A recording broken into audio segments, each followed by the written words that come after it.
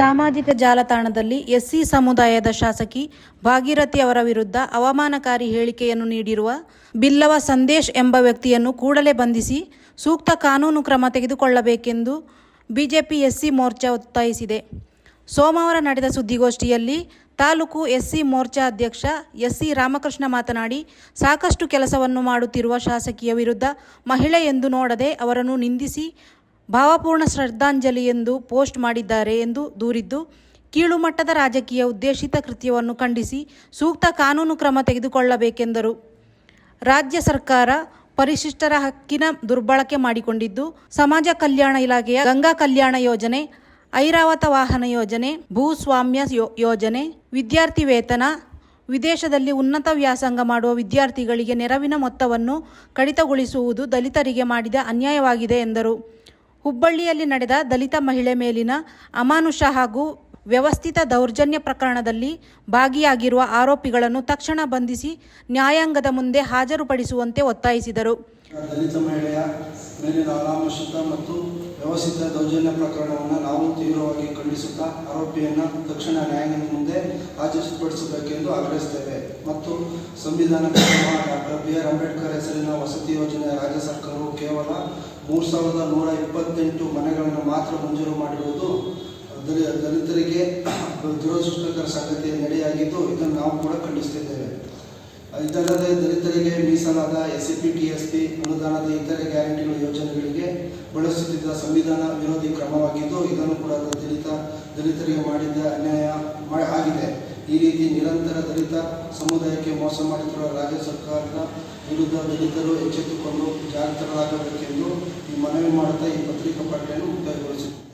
SC ಸಮುದಾಯದ ಮಹಿಳಾ ಶಾಸಕಿ ಶ್ರೀಮತಿ ಭಾಗೀರಥಿ ಅವರ ವಿರುದ್ಧ ಸಾಮಾಜಿಕ ಜಾಲತಾಣಗಳಲ್ಲಿ ಕಟುವಾಗಿ ಹಾಗೂ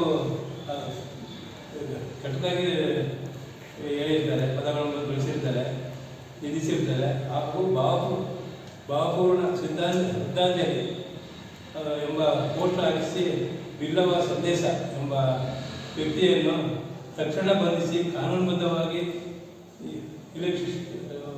ಕ್ರಮ ಕೈಗೊಳ್ಳಬೇಕೆಂದು ಪೊಲೀಸ್ ಇಲಾಖೆಯನ್ನು ನಾವು ಆಗ್ರಹಿಸುತ್ತೇವೆ. ಶಾಸಕಿ ಎಂಬ ಅಂಬೇಡ್ಕರ್ ಅವರ ಹೆಸರಿನಲ್ಲಿ ಇರುವ ವಸತಿ ಯೋಜನೆಯಲ್ಲಿ ರಾಜ್ಯ ಸರ್ಕಾರ ಇಲ್ಲಿಯವರೆಗೆ ಕೇವಲ 3,128 ಮನೆಗಳನ್ನು ಮಾತ್ರ ನೀಡಿದೆ. ದಲಿತರಿಗೆ ಮೀಸಲಾದ SCP ಮತ್ತು TSP ಅನುದಾನವನ್ನು ಗ್ಯಾರಂಟಿ ಯೋಜನೆಗಳಿಗೆ ಬಳಸಿಕೊಂಡಿರುವುದು ಸಂವಿಧಾನ ವಿರೋಧಿಯಾಗಿದೆ. ಇದೇ ರೀತಿ ನಿರಂತರವಾಗಿ ದಲಿತ ಸಮುದಾಯಕ್ಕೆ ಅನ್ಯಾಯವಾಗುತ್ತಿದ್ದು, ಸರ್ಕಾರದ ವಿರುದ್ಧ ದಲಿತರು ದನಿ ಎತ್ತಬೇಕಿದೆ ಎಂದರು.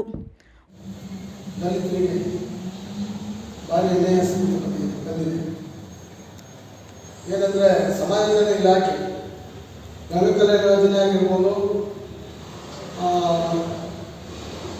ಐರಾವತ ವಾಹನ ಯೋಜನೆ ಆಗಿರ್ಬೋದು, ಭೂಸ್ವಾಮ್ಯ ಯೋಜನೆ ಆಗಿರ್ಬೋದು, ವಿದ್ಯಾರ್ಥಿಗಳಿಗೆ ವಿದ್ಯಾರ್ಥಿ ವೇತನ ಆಗಿರ್ಬೋದು, ವಿದೇಶದಲ್ಲಿ ವ್ಯಾಸಂಗ ಮಾಡುತ್ತಿರುವ ವಿದ್ಯಾರ್ಥಿಗಳಿಗೆ ಪೋಷಣೆ ನೀಡುವಂಥ ಒಂದು ಯೋಜನೆ ಆಗಿರ್ಬೋದು, ಹಾಗೆ ಮೈಕ್ರೋ ಫೈನಾನ್ಸ್ ಸ್ವಯಂ ನೀಡುತ್ತಿದ್ದ ಸಾಲ, ಆರ್ಥಿಕ ಮತ್ತು ನೆರವು ಪ್ರೇರಣೆ ಕೈಗೊಂಡಿರುವುದು ದಲಿತರ ಮಾಡಿದ ಮೋಸ ಆಗಿದೆ. ಪರಿಶಿಷ್ಟರ ಹಣವನ್ನು ಎಲ್ಲ ಇಲಾಖೆ ನಮಗಿಟ್ಟಂತ ಮೀಸಲಾತಿ ಹಣ ಮುಟ್ಟಕ್ಕೆ ಯಾವುದೇ ಸರ್ಕಾರ ಯಾವುದೇ ಗೋಷ್ಠಿಯಲ್ಲಿ ಘಟಕದ ಉಪಾಧ್ಯಕ್ಷ ಕೆಂಚೇಶ್ವರ್, ಪ್ರಧಾನ ಕಾರ್ಯದರ್ಶಿ KN ಹೂವಯ್ಯ, ಕಚೇರಿ ಕಾರ್ಯದರ್ಶಿ BA ಕಿಟ್ಟು ಉಪಸ್ಥಿತರಿದ್ದರು.